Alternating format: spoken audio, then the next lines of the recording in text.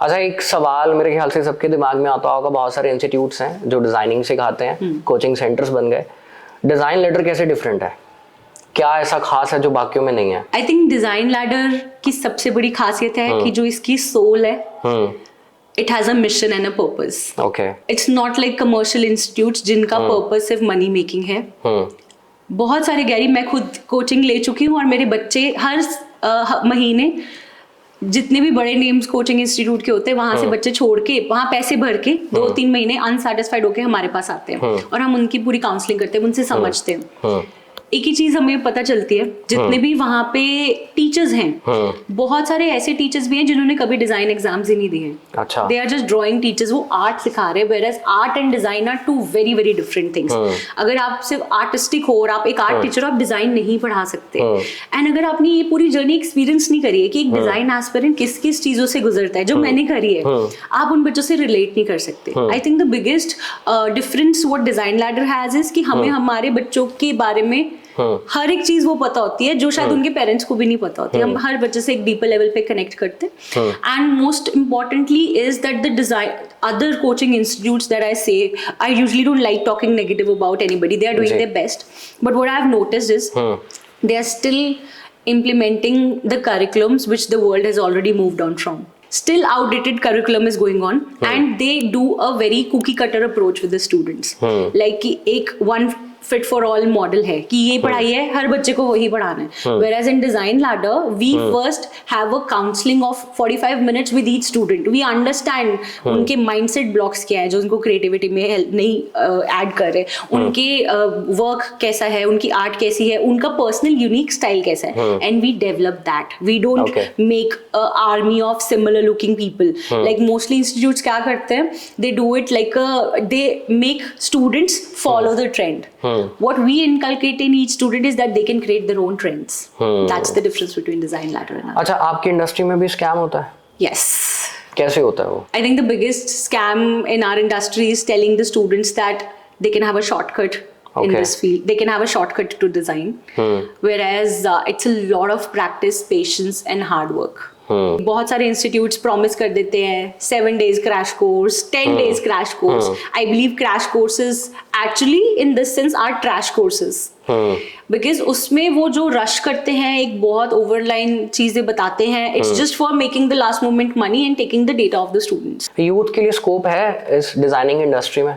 You won't believe Gary, जहां आजकल के यूथ बहुत ज्यादा अनएम्प्लॉयमेंट और ये सब चीजें, स्पेशली हमारा पंजाब का यूथ जिसको हर एक को बाहर जाना है, जिसकी लाइफ की सबसे बिग अचीवमेंट ये है कि वो कनाडा या ऑस्ट्रेलिया या बाहर किसी कंट्री में शिफ्ट हो जाए. इंडिया में design opportunities are more than the designers we are producing. अच्छा, मतलब इतनी वैकेंसी स्पेस लेफ्ट है, specially after COVID. The amount of designers that are required in India right now and the amount we are producing, there's a big gap. और यहाँ पे maximum vacancies है. अगर आप स्कोप की बात करें तो आजकल डिजिटाइजेशन के बाद, स्पेशली कोविड के बाद, UI UX ग्राफिक डिजाइन और इन सब फील्ड्स में इतना बूम है. The students are getting packages even as high as 80 lakh to 1.3 crores in UI UX. So design is a very very vast field. आप जाइए, explore कीजिए, आपको क्या अच्छा लगता है. अपॉर्चुनिटीज ही अपॉर्चुनिटीज है. जैसे आपको बहुत सारे फैशन शोज में एज अ ज्यूरी इनवाइट किया जाता है, गेस्ट इनवाइट किया जाता है, तो आप क्या चीजें देखते हैं बच्चों को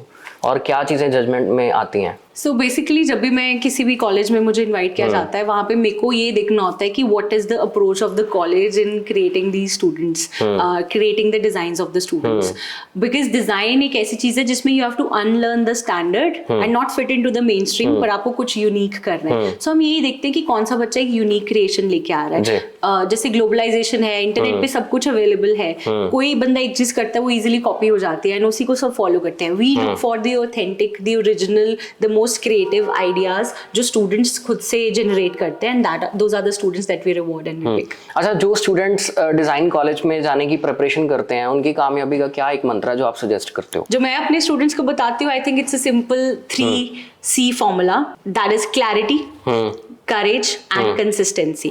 सबसे पहले आपको क्लैरिटी होनी चाहिए कि आपका पर्पस क्या है, what is your why behind going, is that your passion towards that field. और अगर आपका व्हाई ये है कि मुझे मेन पढ़ाई नहीं करनी है, मुझे कुछ बैकअप प्लान करना है जिससे मैं इजी बच जाऊंगी, तब आप डिजाइन करने जा रहे हो, you will fail because there is an intense pressure in design college. मतलब आपको सोने को नहीं मिलेगा, खाने को नहीं मिलेगा, अच्छा। इतना ज्यादा प्रेशर होता है इस पढ़ाई में। तो आपका व्हाई बहुत क्लियर होना चाहिए, राइट? तो clarity of why. Second is courage. Courage is कि आपके आगे बहुत सारे चैलेंजेस आएंगे। जैसे मेरी design study was not easy, job को लेकर, आपके वर्क को लेकर, आपकी क्रिएशंस को लेकर, क्रिएटिव, मतलब एक बंदे को हर टाइम क्रिएटिव होना, it's a very challenging field with the changing trends, so you have to be updated, so you need to have the courage to embrace all those challenges and take forward. Even अगर आप preparation भी कर रहे हैं design college की, you don't know exam में क्या आएगा, there's no fixed pattern, so you have to grill and polish yourself overall to be at that place. And third is consistency. Without that, अगर आप 4 दिन practice करेंगे, 5th day आपके hand का flow बहुत अच्छा आएगा।